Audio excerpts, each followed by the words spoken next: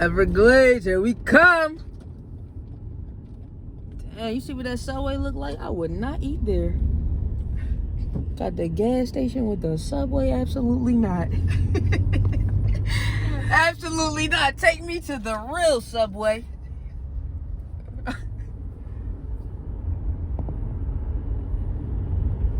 And we pulling up, man. We are pulling up. I'm a little nervous right now. Y'all pray for me. Y'all pray for me. Y'all pray for us. Cause I'm hold the snakes. I'm gonna hold the crocodiles. You know what? We probably park right over here. Let's do it. Let's do it. Let's do it. Ah! Listen, I honestly don't know what to expect. Like, I really don't. We about to go into the Everglades, man. We ain't even entered yet. I see little fish in the water. I don't know if y'all can see it, but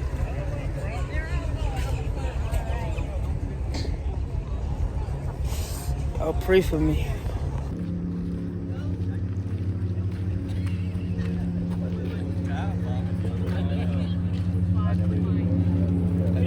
Damn, I wonder what these are right here.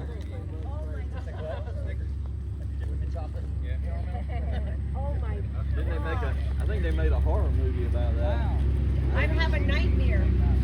Yeah, there wasn't. Isn't that one of the 9 plagues? They have a little bear too. Oh wow, look at And she would do that too.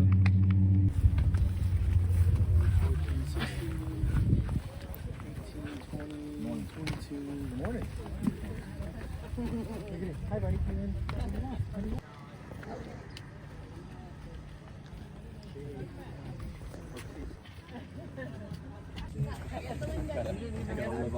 I'm in the front of the bus this time.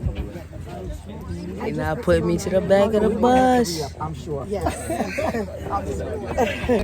Don't lean over the side while we're moving because it rocks and bounces. But whenever we come to a stop, you guys are welcome to stand up and look around.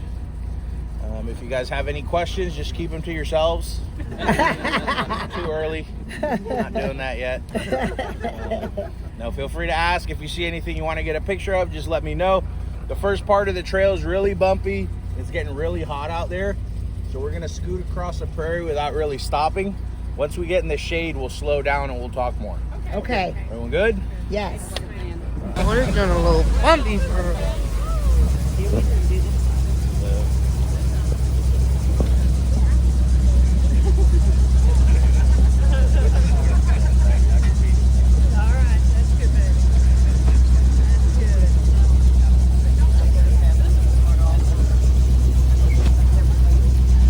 Go, man. Here we go. Swamp. All of the water that you guys see here is rainwater that accumulates throughout the year. There's no water from Lake Okeechobee and Big Cypress. So technically Big Cypress is not part of the Everglades. This is actually a separate watershed and a separate ecosystem.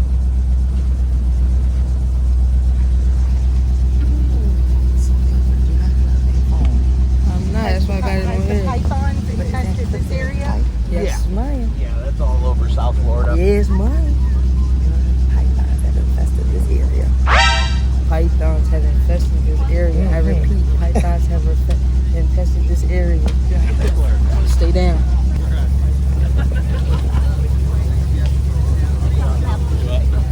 You are so smart. I'm sorry, I'm so jealous right now.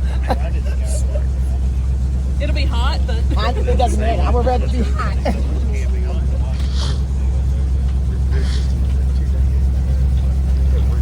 Started growing in about 40 years ago.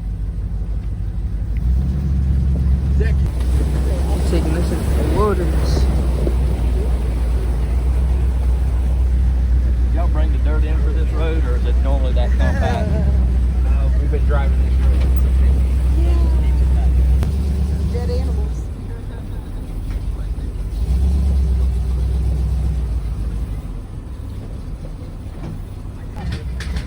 All right, those of you that booked the Airbnb can get off the buggy right here.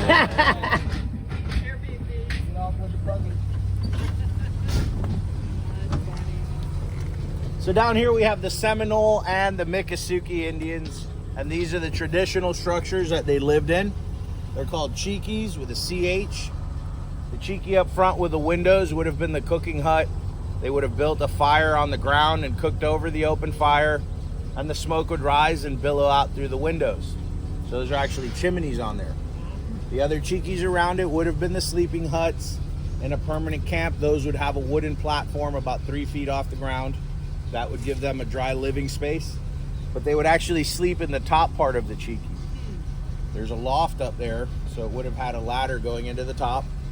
And during bad storms or hurricanes, they could cut the poles and drop the roof on the ground, and they could get underneath it and use it as a bunker. The wind would blow over the top of it.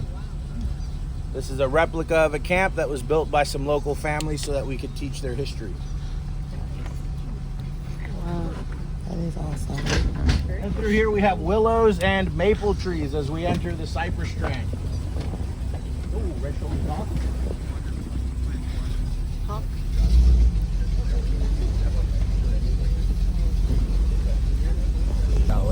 They're territory. You know what I mean? Yeah. So these tall trees with the leaves that look like pine needles, those are the cypress trees.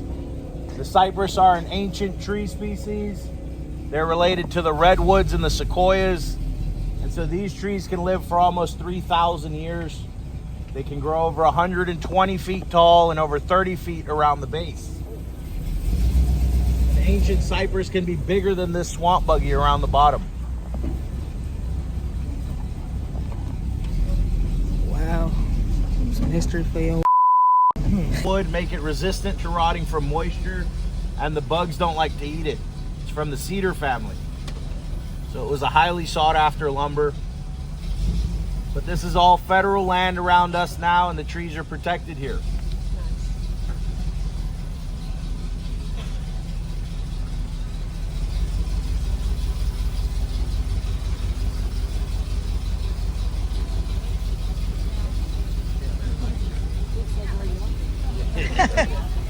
We've got full canopy in our yard. We got moss and ferns. Oh, really? Yeah.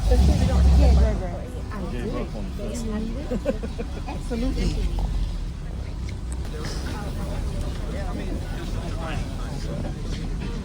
What's that? That woodpecker up there. Oh, yeah, there it is. Oh, It's a pileated woodpecker. I'll back up. yes.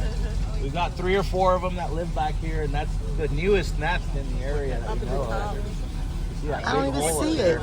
See that hole up at the top there? That's his nest, but he flew away though. Oh, did he? Yeah, but that's 10 months out of the year. So for most of the year, we're seeing aquatic animals, gators, turtles, fish. We could see river otters back here. But when things are dry like this, we see more of the large mammals. There's a small herd of deer on the property. There's a couple bears roaming around. And we recently had some turkeys move into the area. So keep an eye out for them. And we want to check the trees for birds. If you guys see anything, let me know and I'll stop the buggy. If I spot any critters, I'll point them out to you guys.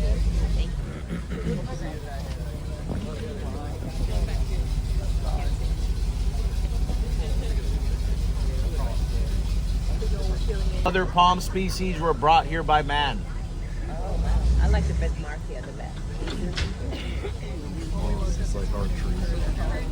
Oh, really? Oh. No, he's heading to us at 3:30, but I'm saying we got time to tell him. This is our moonshine camp. I don't have any samples. You guys relax. Calm down. It's Monday. You guys should have been here on Saturday.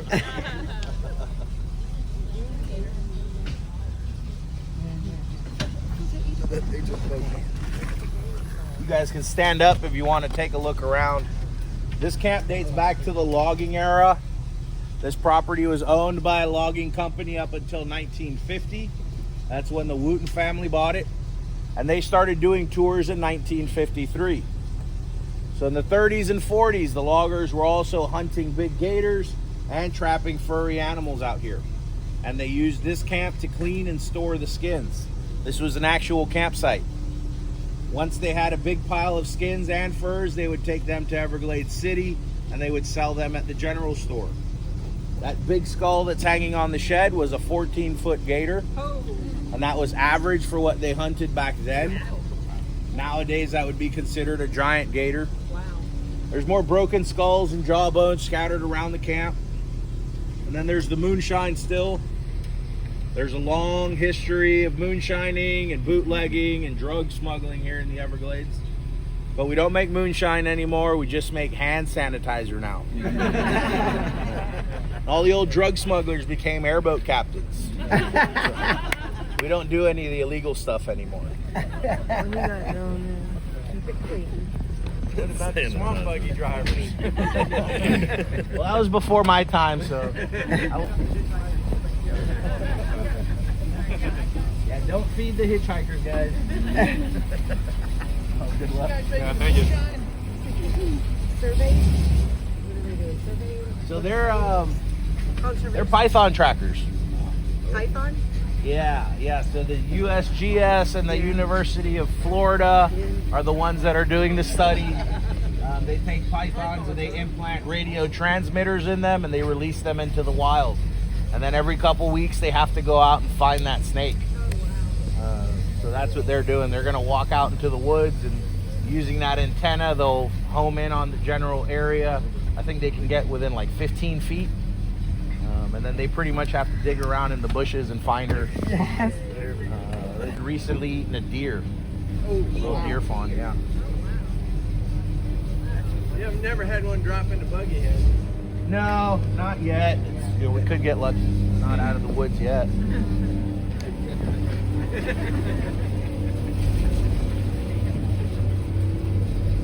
Side of the pond, laying underneath those overhanging branches, to the right of them. His name's Leroy. He's about 10 feet long, and he's the backup gator for the gator show. You guys will check that out later. They got another gator over there named Charlie. And Charlie's just a little bit bigger. Is he the baddest boy in the whole town? Oh, yeah. Boy, bro? Around here too. You want to check around that island or right along the bank closest to us?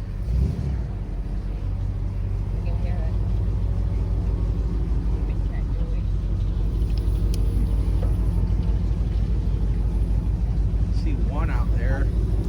They're at the corner of the bank.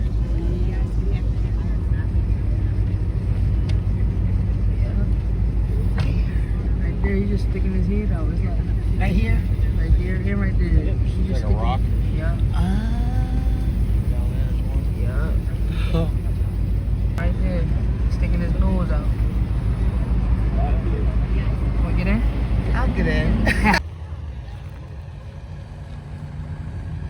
Yeah, yo, we're in the cut, you see?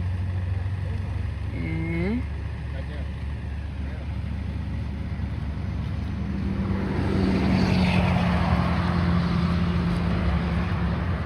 I wonder what they eating out here. People, Everything. People.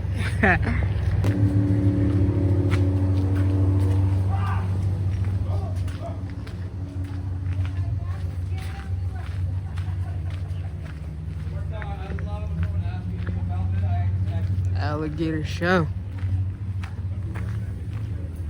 We got 9 minutes still, about 8 minutes, but we're just chilling. This is the only show. This will be it. I play with him, and then whenever he's done with this guy, we go over here and we'll play the gators. No, I would kill him. Get us the gators. So if you ever look at any videos of people like capture gators, you'll notice they never have a trank gun. They're conscious thinkers. They must think about every breath they take, every step, every bite. So you trank him, there's a 95% chance he's just dead outright. So you can't sedate a gator. Granted, he is very well fed, so he kind of is dangerous. I was wondering about that. Come on, Charlie, wake up. Come on, baby. Come on, there you go. There you go. He's alive. He's just very lazy. They sleep 17 hours a day. Oh yeah. How much he weigh? Weigh? I'll tell you about 400 pounds. Oh my Let's see. God. That's all that's thing we do. I gotta fix that later. Stink out this joint, don't it? Oh yeah. One's for his feet, the other is for the teeth. Now, Charlie, ready, set. Back up. Yeah, something like 400 pounds, somewhere in there.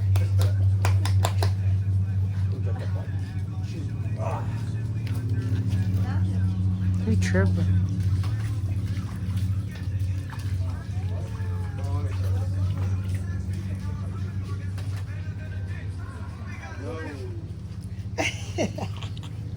Right how that song ends.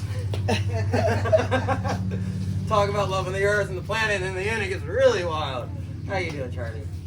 Oh, who's that good gator? Who's that good gator? So this here is Charlie. He's about 9'9", 400 pounds, and roughly 30 to 35 years old, give or take. We don't fully know. What's that? 35 years old. 30 to 35, somewhere in there. We don't really know. It's impossible to What tell. is the lifetime for 40, 60 years out in the wild. They can live 60 to 100 in captivity. Oh. So at this point, guys, we can just talk. The show doesn't start for 8 minutes, so we're 5 minutes now. So that show hasn't even started. I'm just in here because still on the chopping block. Either y'all are here for a treat or Charlie is. We will find out. Because they do not need to eat the food in order to kill it. They will store food and save for later.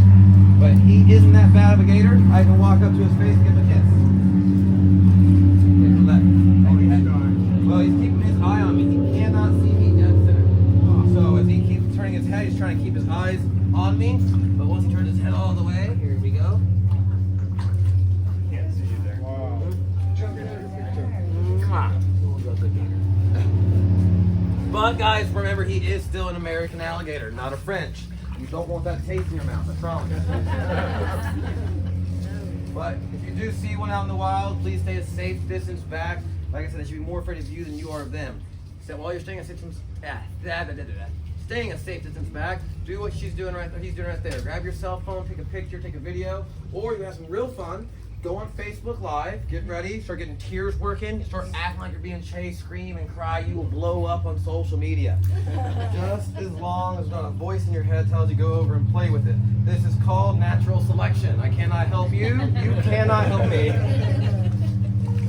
Now, if you were being chased by an alligator, can anyone guess how fast they can run? 35 Oh, that's a little too fast. Whoa. So typically it's 15 miles an hour would be the top speed. Some can even go 20, but 15 is the best average. But they can go up to 30 miles an hour in the water.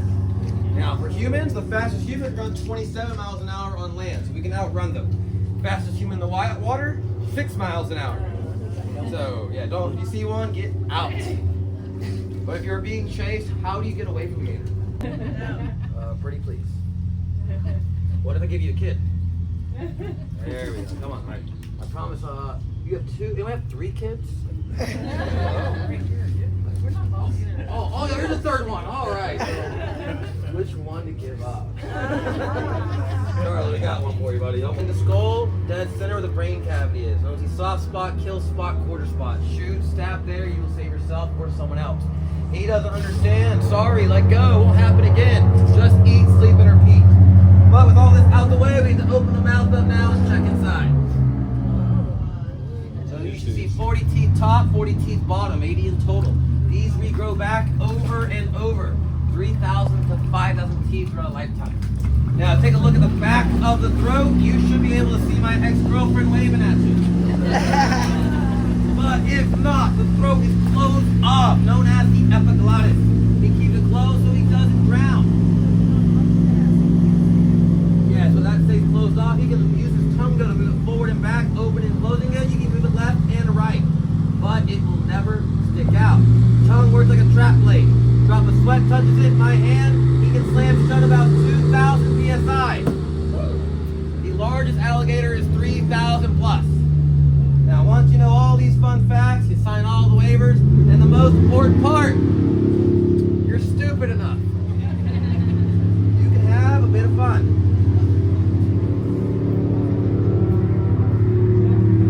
Now, I know as you watch, it doesn't look like fun. I have a great time with it. He has no idea my hand's in here. The eyes are located at the back of the upper jaw. So this is perfectly safe. Right, Charlie?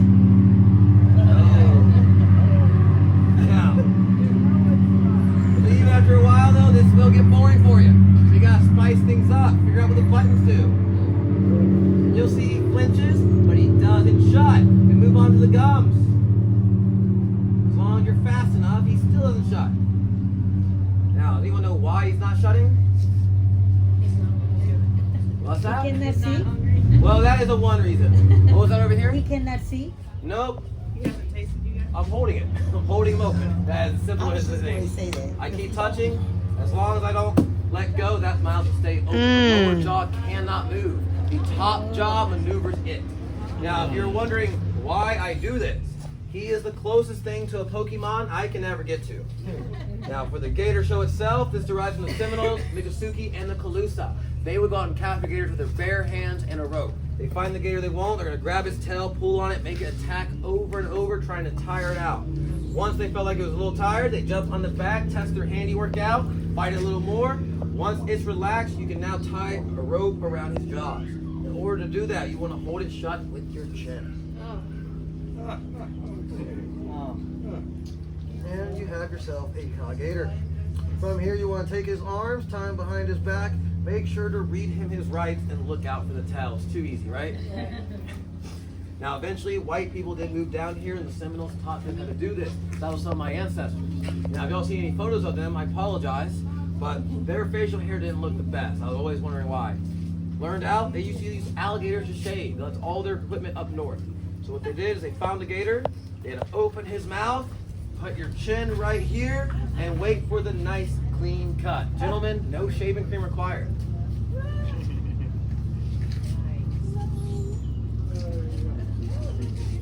All right, now Charlie, go. Charlie? No, dude, do the thing.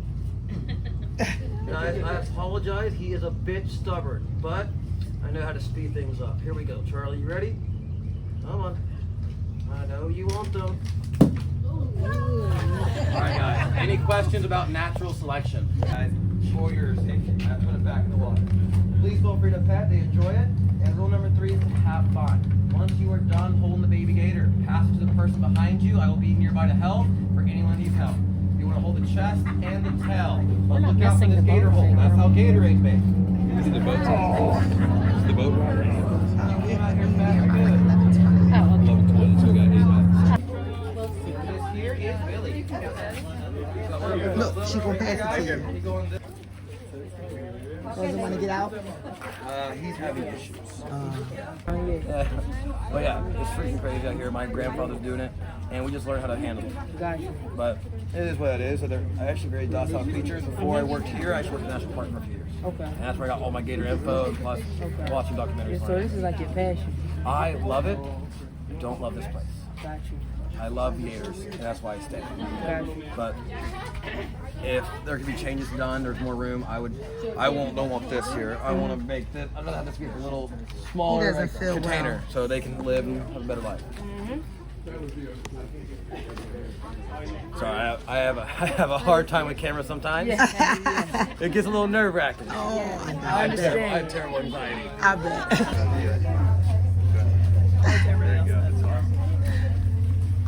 Okay. Thank you. You're out there. Oh, that's cute. Want to get in the driver's seat, ma'am? Get the driver's seat. That'd be cool. Drive the boat. I'm worried about this now. Y'all should be worried.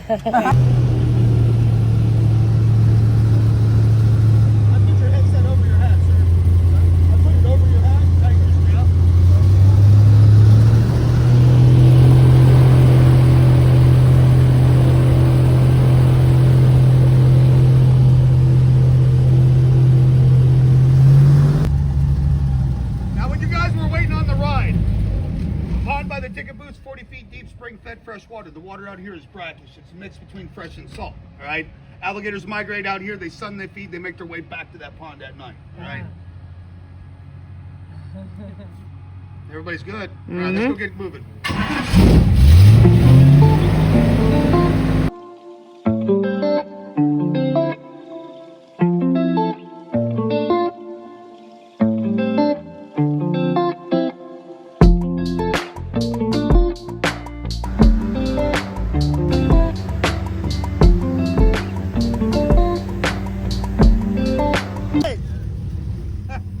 Not too bad, right? Nope.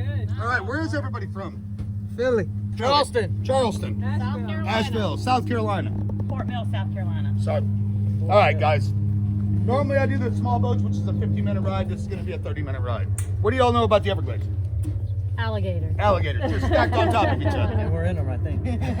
Well, we're in shallow water, so we're going to come across some, even if one of you guys have to go swimming. All right, guys, we're on 260 acres of private property. Bought the property in 1947. They established the business in 53. We are grandfathered into the national park. It wasn't established until 1949. That's the sign we ran over, by the way. All right? We have a humongous problem with pythons in the Everglades National Park. Everybody knows about the snakes. Does anybody know how they got here? Pets? Guys, partially. Think about Hurricane Andrew in 1992. When it came through and hit Miami and Homestead, it hit a serpentarium and multiple pet stores, released 900 to 1,000 snakes at one time. Oh, wow. Now, for the last 30 years, they've been breeding out of control. Now they estimate somewhere between 300,000 and 800,000. They really don't know how many's here. The biggest snake they captured last year was just shy of 19 feet. She weighed 225 pounds. She had 122 eggs inside of her. But also she had 6 sets of deer hooves. They are eating everything in the Everglades, small field mice, raccoons, medium-sized alligators. But also out here, we used to have an invasive wild boar population. Those wild boar are gone. The snakes have consumed them all. Guys, think about it. Snakes are nocturnal and move around at night. That means you'd be out here in the Everglades at night. I don't think so. You don't think so? Just think, what's out in the Everglades at night, guys? Gators, eastern diamondbacks, water moccasins, plus this far south in Florida, we have saltwater crocs that are native. They get between 18 and 20 feet, upwards of 1,000 pounds. Plus, most of the places we've been, we've seen bottom. You jump off the boat, you're going to your belly button in the mud. The reason I mentioned the mud in the park, no motorized vehicles. They're walking in and walking out. Plus, you can't carry a firearm, sir. It's against federal law. They do catch them all live barehanded. Oh, wow. You're out, right? I'm out. You're out. You guys have buggy rides after this. We just had You guys, that's the Big Cypress Preserve where you did the buggy ride. State preserve. Those python hunters bring an airboat, carry a gun, but also think about a drone. Snakes are cold-blooded. They stretch out and sunder in a day. They have a heat signature at night. Last year, they caught 10,000 snakes across the street, 2,000 in the park, 5 times as many by flying drones. But it's only 12,000 out of 300,000, 800,000. They are migrating north in Florida. How far north in the state do you guys think they made it? Georgia. Georgia? Guys, they are in Georgia. Yeah. All right? That's almost to us. Yeah. They also made it as far south as Key Largo. Now, Key Largo is a big problem. It's an island surrounded by salt water. They adapted to salt after 30 years. They are concerned, guys. They burrow into the ground. If these snakes learn to go into a hibernation, it's going to impact the northern U.S. in 40 years. Wow. Because they're going to gradually go through those temperature changes. Guys, 40 years, I'm either going to be dead or in a nursing home, so it's going to be somebody else's problem. Somebody else. Now, guys, serious question for everybody. What's the Everglades supposed to look like? What's the picture in your mind it's supposed to be? This? This. Your plants. Look at all the orchids and bromeliads growing above us. Oh my gosh. Now, these are all succulents that grow on top of the trees without doing any damage to the trees.